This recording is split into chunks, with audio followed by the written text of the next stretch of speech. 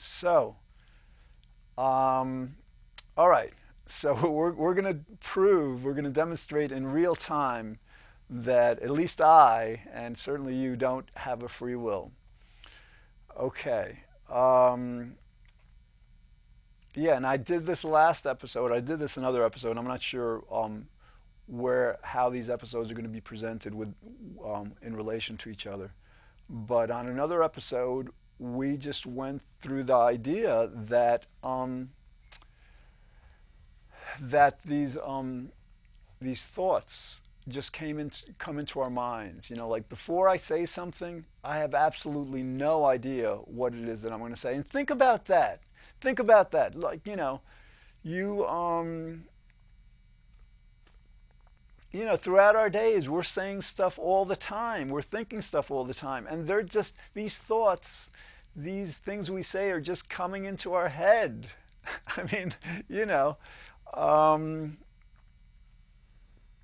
okay, let's focus on the real time aspect. Again, um, I want to make it as easy as possible for you to appreciate the significance of this topic, of this question, whether human beings have a free will or not.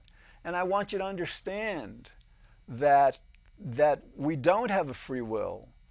I want you to understand, based on the science, on whatever. For this episode, I want you to understand that based on a real-time analysis of what's going on.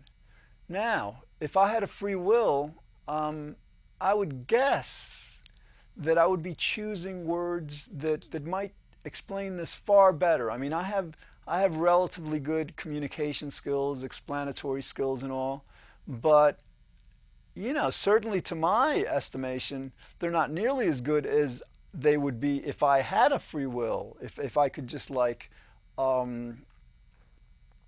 basically will myself to think and say whatever I wanted. But I don't have a free will. Just give me a lot more camera changes, all right? Just makes it a lot more interesting for me, thanks. Um, so, um, so that's the idea, and then you might say to yourself, well, you could, if you wanted to, improve your presentation skills so you'd be much better. And yeah, granted, but